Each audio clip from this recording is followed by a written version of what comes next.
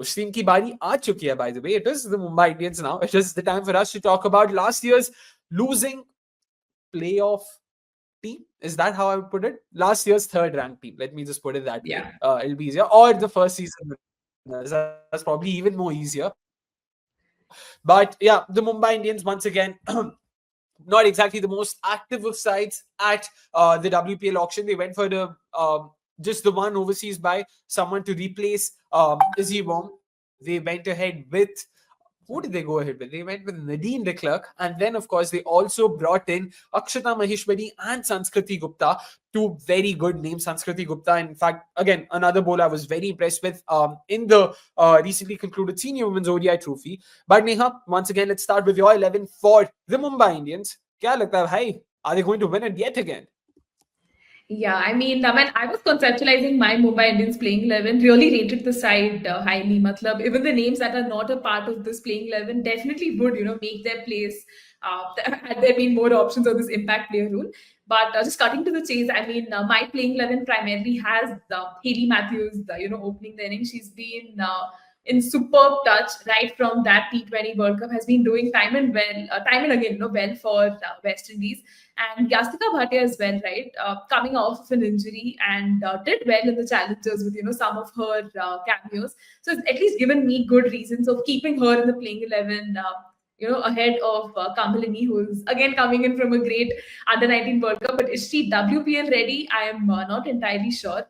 And Amelia Kirk comes in at number 3 for me, because in case there's like a loss of an early wicket, I think Amelia Kirk can really arrest the proceedings and ensure, that Mumbai Indians is in good stead. And Nat Silverbrunt again makes it at number 4 for me, another reliable middle order bat. I know number 3 and 4 में ज़्यादा अंतर नहीं है, but then Nat Silverbrunt at 4 gives me some amount of confidence. Again, in the women's Ashes, we did see her, come up with some of those timely knocks. Maybe she couldn't replicate the kind of form from her last Ashes, 2023 one, but still, gives me that sort of confidence. And obviously, Harmanpreet Kaur coming in at 5. I mean, that's the kind of position you would want her to come in, and she can do her finisher job or whatever is expected of her in that situation, because the top order is, going to be the crux of their batting effort.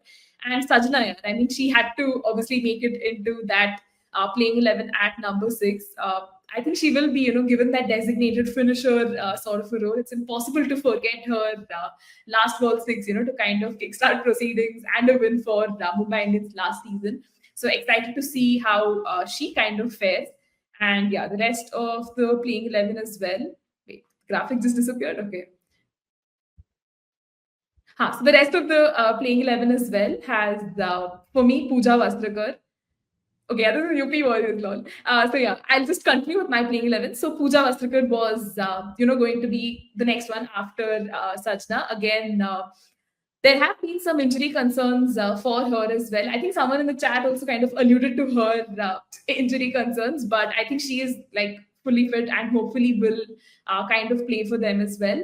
Another interesting call, I'd say, for myself is slotting in Nadine de Klerk in place of Shabnam Ismail, because I feel Nadine de Klerk really offers a lot with the bat, does a great chunk with the ball as well.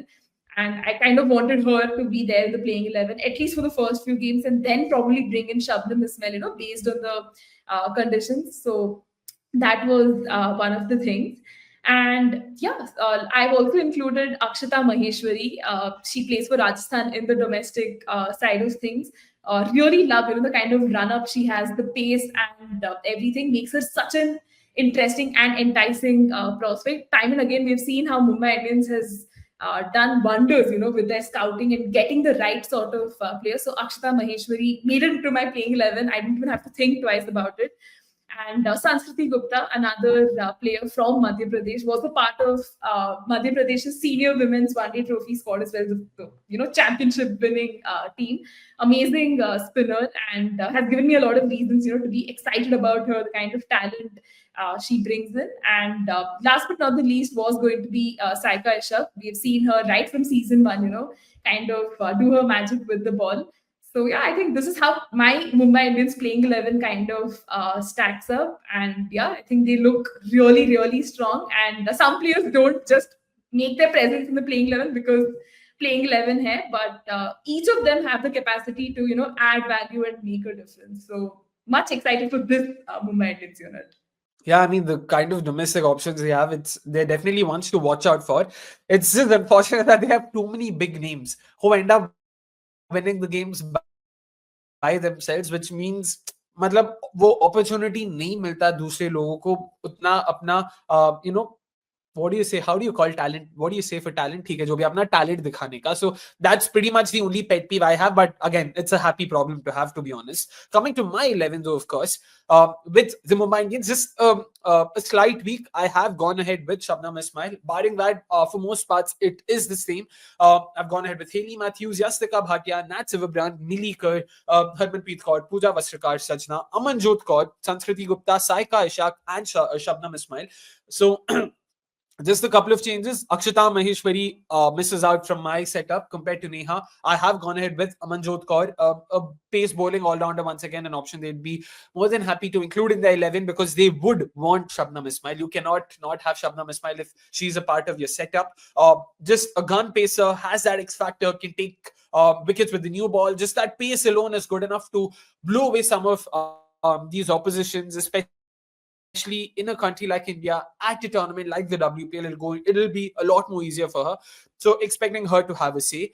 But yeah, lot of names that Neha mentioned. Akshata Maheshwari comes to mind. Kirtana Balakrishnan. It's so unfortunate that Kirtana Balakrishnan herself is not going to get a lot of games for the Mumbai Indians at the WPL because she deserves it. She completely deserves it. Loved watching her ply her trade for Mumbai Indians in the first initial couple of games. Even in the Senior Women's ODI Trophy, she's done very well for the Tamil Nadu setup. So excited to see a lot more of her. Brilliant leg spinner, beautiful action. And don't forget, they've also got India's only left-arm wrist spinner in Amandeep Kaur. She's yet to play. We all remember how jubilated Julan Goswami was at the end of the 24 WPL auction when she thought she had nurtured another gem. Did not get a lot of game time last season, but considering Saika Ishaq and how she's fared last year, and also you might say to some extent at the domestic circuit, don't be surprised if Amandeep Kaur actually gets a few games ahead of her. But all in all, it is more or less the same. Nadine de Klerk and her all-round value is what Neha has gone for. Shabnam Ismail and her X factor is what I've gone for, and that pretty much is the difference. Coming to, of course, their SWOT analysis, let me kick it off with their strengths and weaknesses. Coming to their strengths, of course, goes without saying, a strong batting lineup. And yeah, like I said, it's probably an understatement. Hayley Matthews, Nat Silverbrand, Amelia Kerr, Harmanpreet Kaur, that's probably a dream batting lineup. And if that's not enough, you've got someone like Pooja Vastrakar. Sure, she is surrounded or struggling with a cloud of injury over her head, but I would still expect her to come good for them. And then add the likes of Yastika Bhatia, Amanjot Kaur. So there's enough batting value over there. Just their main batters alone have contributed to most of their performances. So they will be hoping for something similar to happen this time around. And then the domestic pick, some of the talents they've gone for. Yeah? Like we spoke about earlier, Akshata Maheshwari, Sanskriti Gupta, Saika Ishaq in the first season. There's Amanjot Kaur. There's also this time around, who is the name I was thinking of? Kirtana Balakrishnan, of course, once again. So Kamalini, we haven't even mentioned her name. 1.6 crores for her is what Mumbai Indians shelled out. So should Yastika Bhatia not be available, expect her to be a part of the setup as well.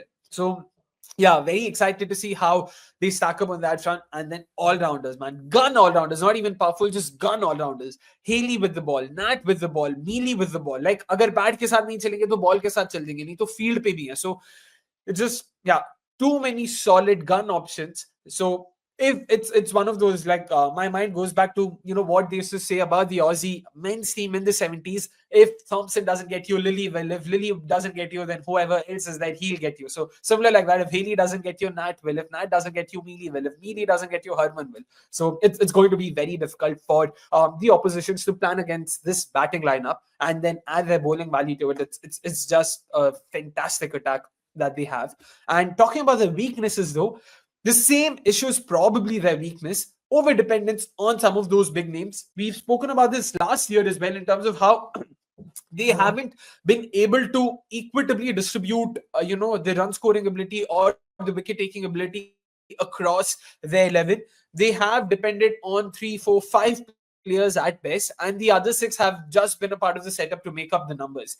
And that will be something they will be wary of, and that's what probably led to their downfall last season as well. We all remember how they lost the playoff from a losing position, 20 to win in the last 3 overs. And of course, RCB somehow managed to conjure up a victory there. So they will be wary of it and they will want to make sure that this time around. Weaknesses as well, just another point to mention. Oops, wrong graphic. Yeah. Domestic players not being informed. Harmanpreet Kaur herself, again. There's Amanjot Kaur not coming from the greatest of seasons in domestic cricket. Pooja Vastrakar, Yastika Bhatia, both coming from injury. Saika Ishaq not in the greatest of form. All in all, barring their overseas options, their domestic options on paper look solid, but current form ke basis pe agar dekhe, not looking so great. So it will be something they would want to mitigate and ensure they have solved for come the first game against the Delhi Capitals on the 15th of Feb. But talking about opportunities and threats, Neha, kya lagta hai? What are some of those pointers?